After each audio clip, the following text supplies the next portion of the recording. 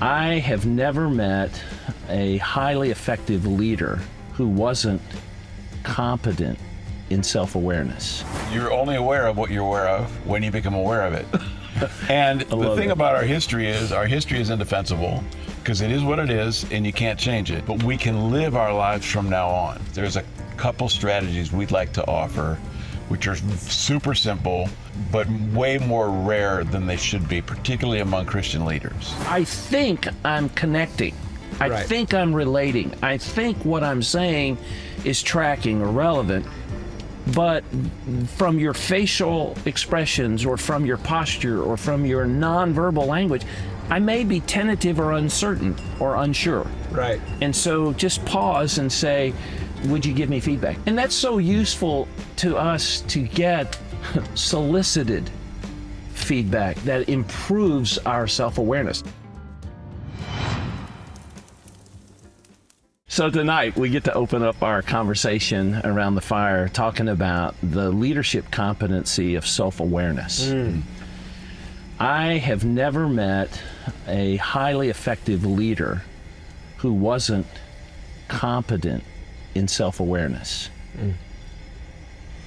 And to reflect back on last time, how this fits is last time we said the most important leader for you to lead through change is you. So here we go with how to lead you into self-awareness.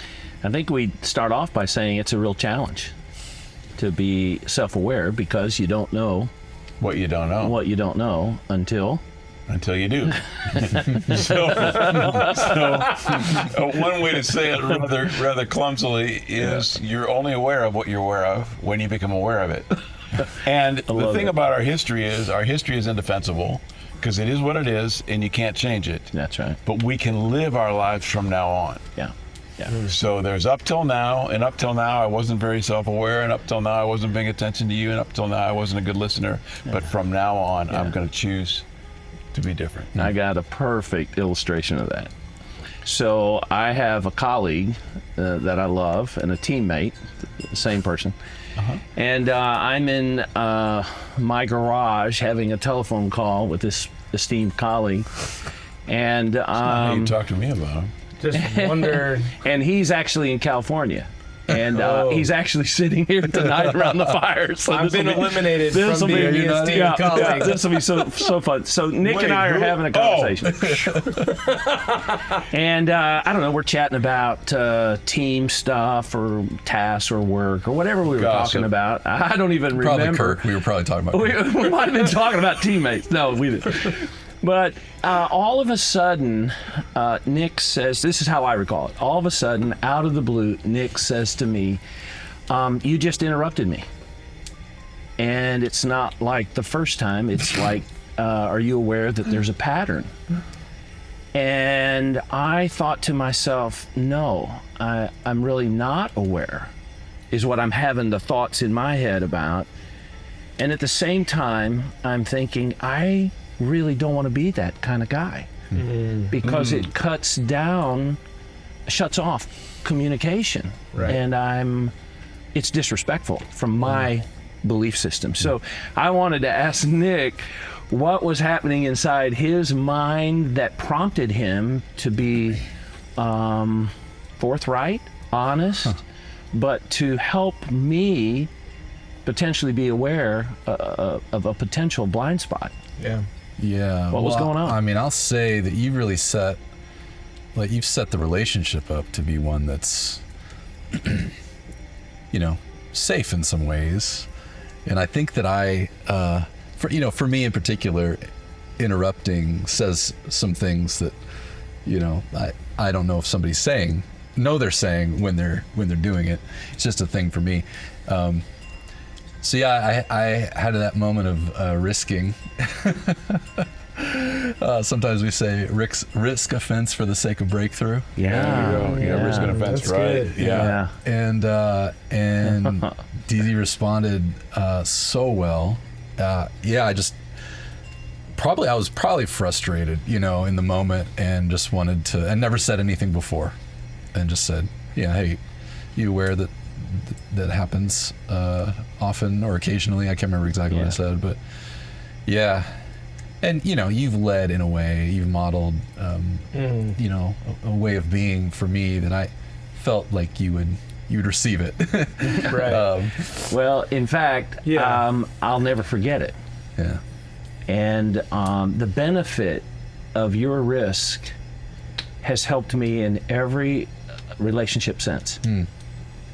And tell the audience, tell these guys what you've noticed about after the fact. What are you noticing about? Yeah, man. I mean, how I'm being with you. I just interrupted you. I'm sorry. I may have just spoken over top of you, so I'd like to say something. let's rewind. Let's rewind that over. The audience can reach their own conclusions about how much movement you've actually made. Really grown a lot. You can rewind it and watch it again. No, I mean, it is profound how frequently you catch yourself doing that and stop, pull back, or ask me if you've done that essentially to me. And I feel so again, I feel loved in that because you cared about something that I held as like difficult to deal with, and chose to say, I'm going to adjust that. And so he's always doing that now. Yeah. I'm interrupting this conversation because I want to let you know that if you're enjoying this, then we have more for you. You can dive deeper into these ideas, connect with our team, and get resources to help you bring courageous conversations into your own space and onto your own team. Interested? Click the link in the first line of the description below to get started. Now let's get back to what's going on around the fire. As human beings, we all have blind spots. Right.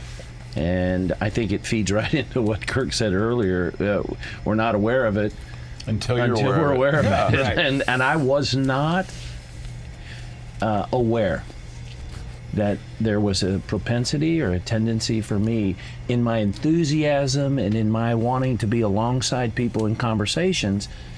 I totally received because I knew it was true, and he had made me aware. And it's like that was a game changer, and it's played out in all my relationships. So there's a principle or a concept called the Johari window, and the Johari window has 4 panes. If you think about it, up here is what you know that you know. There's all stuff that every one of us knows that we know. I know where I live, I know my address, I know my phone number, like that. I know what I know. There's also stuff I know I don't know. I know I don't know rocket science. I don't know neuropsychology. Right. I don't know how to be. Right. I don't know how to get from here to. I don't even know the capital of China. Okay. There's stuff that I don't know that I know, and that's what we often on our team call your unconscious competence. Okay. There are things that I know. I don't know that I know them, but I do. Right. And then there's the 4th quadrant, which is what I don't know that I don't know. And that is the place where every human being is most vulnerable, because I'm blind and I don't know it. I'm not aware of it. Right. And so when we talk about self-awareness, there's a couple strategies we'd like to offer, which are super simple, but way more rare than they should be, particularly among Christian leaders. And so the first one is that we would attend to our impact. So I need to be watching your faces to see how I'm impacting you. If you do this, if you grimace, there's a lot of ways with body language, Right. etc., that we communicate. In fact, it's probably more reliable form of communication than verbal, because people lie all the time. Right. But it's a lot harder to lie with your eyes. Yeah. Harder to lie with your face, your micro expressions. Annie, my wife's a therapist. She's learned how to read her clients. Very, very helpful, because she's constantly working with them on brain science and applying breakthroughs in brain science to them, and so she's studying them very carefully. So imagine if we did that. The next time I interrupt one of you guys, I hope that I will catch myself. the next time I crack a joke at one of your at your expense, and there, there's a way to know. And so we want to challenge leaders listening tonight to commit to pay attention to your impact and That's good. attend to it. An attendant. I was watching a show called The Diplomat, and it's about the U.S. ambassador to England. And the ambassador's residence is full of all these attendants. And they stand around and wait for the ambassador to walk in so they can leap into action and attend to Wow. whatever she needs. You need a telephone, you need to get somebody, you need water, you need like that. They're attendants, right? Yeah. So we want to attend like that, like an attendant would, to the impact that we're having. So I'd like to drop back. Sure. I loved it, but I'd like to drop back to the Johari window for just a minute, because I learned the Johari window in the quadrant of there's some things I know about myself, and then there's some stuff I don't know about myself. The stuff I don't know about myself is the blind spot. Make sense? Yep. And so in relationships, it's healthy, and we've tried to incorporate into our team this attitude that legitimizes, did I say it? Legitimizes. Yeah, that word. This idea of asking for and receiving feedback. That's the second way. There you go. All right. Yeah. All right. And so Good, man. we debrief conversations. We Yeah. ask for help. We Yeah. want to know how what we're doing is actually being understood or Right. experienced, or what you feel.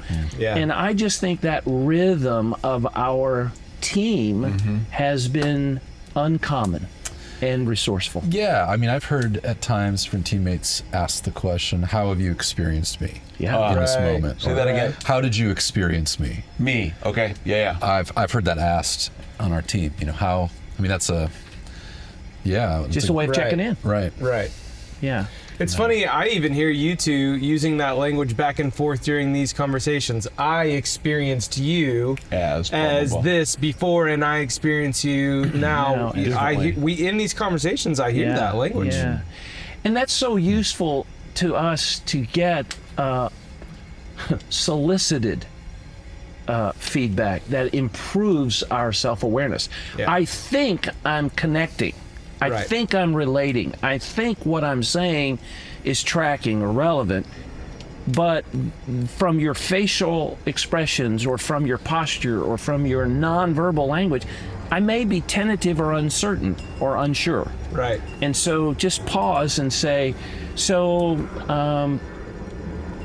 would you give me feedback? The other question that we've asked on our team before is, are you open to feedback? Wow. Yeah. It's a great lead to say, Right. I've got something that I think would be beneficial Right. or necessary. Yeah. Are you open? Are you in a place that you feel safe enough or willing to accept? Because getting punched in the Feedback. gut without knowing it's coming is no. harder. Right. But being able to Flex your abs. Yeah. Yeah. I almost interrupted you. I was like, I want to say, yeah, when you said punched in the gut, yeah, nobody likes the feeling of being blindsided There you go. about blind spots. Right. Okay. So here's the cool thing, though. When you ask, would you be open to some feedback? Yeah. You actually mean it sincerely. Absolutely. Because Right. I'm equally good either way. Right. Like if you're not open, if this is not a good time, I'm good with it. Yeah. Wow. If it is a good time, I'm good with that too.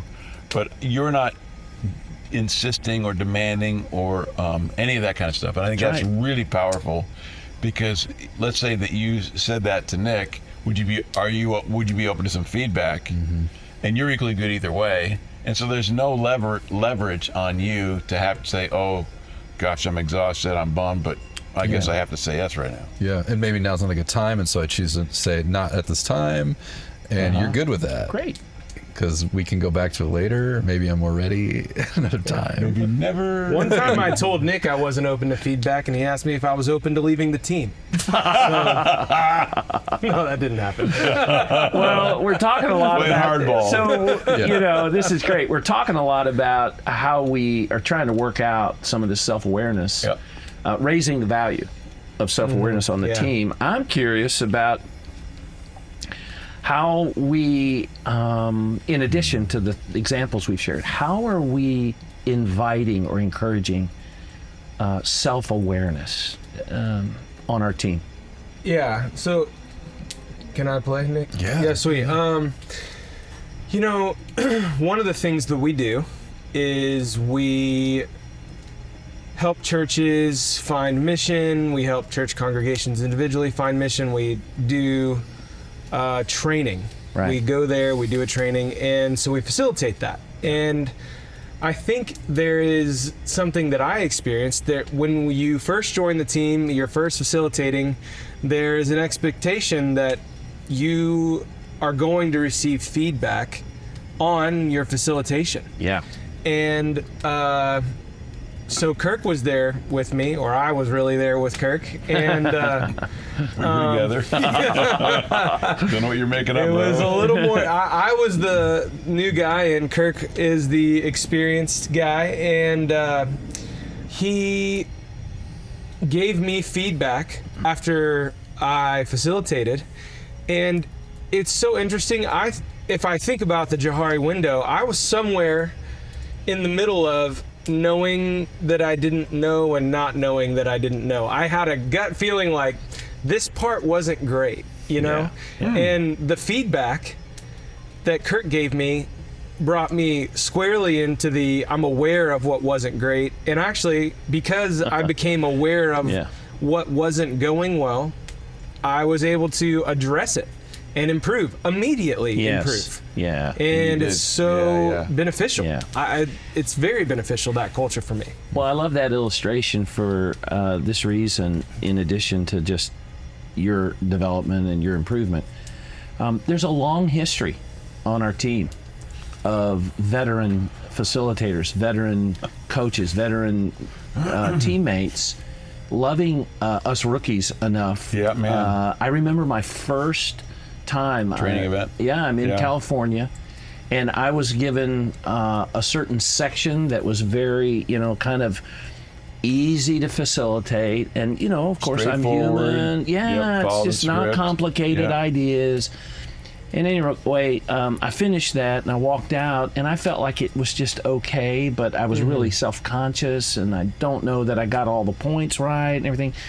And one of our teammates at the time, his name was Terry, came out, and with love, he wasn't afraid to point out what I did well and what, in his judgment, would make me an even better facilitator. Right. And I've since learned from other veteran teammates back in the day that debriefing another teammate's performance or actions or tasks is one way, as a teammate shared with me, it's like polishing a gem Wow. so that my interaction and feedback actually makes that person shine. Oh, it's cool. And when I heard that, I thought, that's the way we what we really want to be self-aware. yeah. And we encourage it. Yeah, Nick. what? David, there's another story about you, which is actually the day I met you. So you want to tell it, Kirk? That'd be wonderful.